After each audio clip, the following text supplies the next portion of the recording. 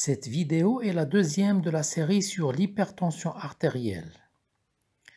Nous allons y découvrir l'objectif, les méthodes, les conditions et les lieux de mesure de la pression artérielle. On y apprendra également la définition de l'hypertension artérielle selon le lieu d'examen et sa classification selon l'importance des chiffres. Pour savoir si une personne fait de l'hypertension, nous devons mesurer la pression artérielle selon des normes strictes. Parce qu'à la lumière des chiffres qui doivent être corrects, le médecin décide quoi lui dire.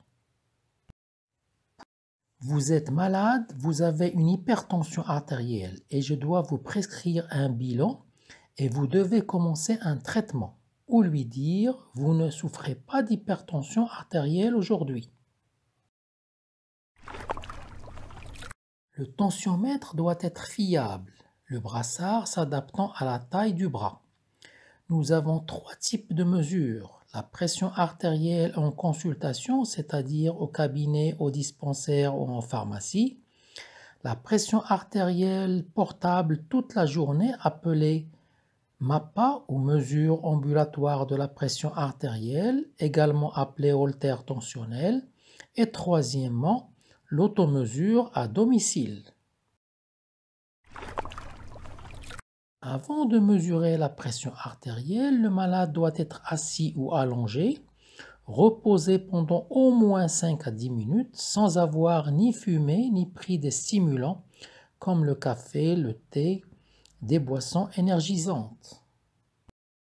Au cabinet, le médecin mesure la pression plusieurs fois successives, espacées de 1 à 2 minutes, et il retient la moyenne des 2 ou 3 dernières. Le médecin reprend la mesure de la pression artérielle quelques jours après pour confirmer le diagnostic définitif d'hypertension artérielle. Lorsque l'hypertension artérielle est très élevée et en cas d'urgence, le médecin se contente des mesures et traite le malade en urgence. Depuis 2005, avec l'émergence des appareils automatiques qui permettent de mesurer la pression artérielle à domicile, les médecins ont pu découvrir de nouvelles maladies ou facettes de l'hypertension artérielle. L'hypertension artérielle de la blouse blanche ou HTA de la consultation médicale et l'hypertension artérielle masquée ou cachée. Nous détaillerons cela dans une vidéo spécifique. Dans le cas de l'hypertension artérielle de la blouse blanche, les chiffres sont élevés à la consultation et normaux à la maison, parce que ces malades interagissent avec l'ambiance générale de la consultation médicale et ainsi leur tension artérielle augmente.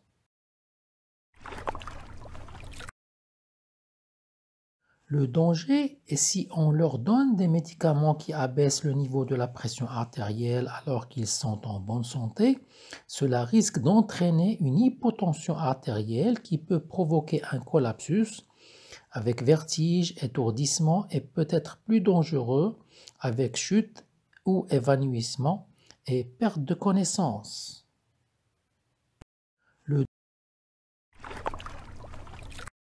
Nous mesurons la pression artérielle avec deux chiffres. La maximale ou systolique, c'est la pression pendant la systole, c'est-à-dire la période où le cœur se vide et pousse le sang dans les artères.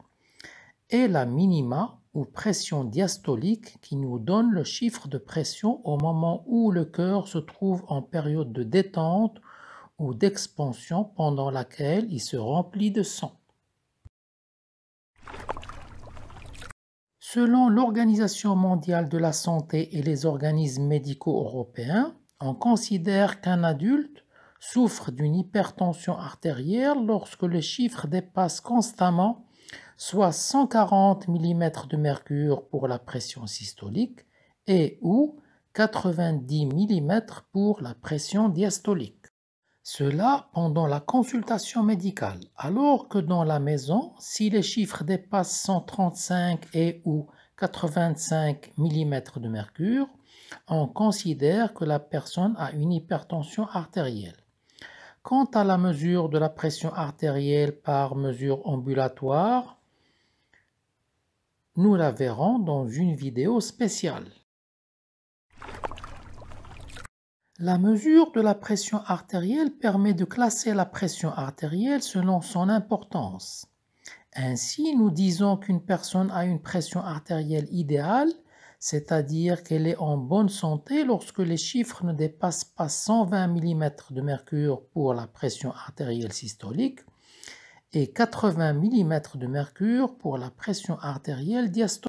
Nous disons qu'une personne a une pression normale élevée lorsque la pression systolique est entre 130 et 139 mm de mercure et la pression diastolique est entre 85 et 89 mm de mercure.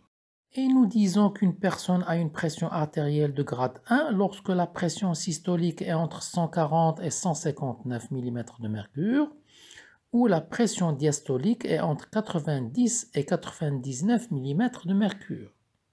Nous disons qu'une personne a une pression artérielle de grade 2 lorsque la pression systolique est entre 160 et 179 mm de mercure, où la pression diastolique est entre 100 et 109 mm de mercure. Et nous disons qu'une personne a une pression artérielle de grade 3 lorsque la pression systolique est supérieure ou égale à 180 mm, où la pression diastolique est supérieure ou égale à 110 mm de mercure. Je vous remercie pour votre attention. Cette série comporte d'autres vidéos. Vous pouvez les visionner. N'oubliez pas de vous abonner à la chaîne. Cette série comporte d'autres vidéos. Vous pouvez les visionner. N'oubliez pas de vous abonner à la chaîne.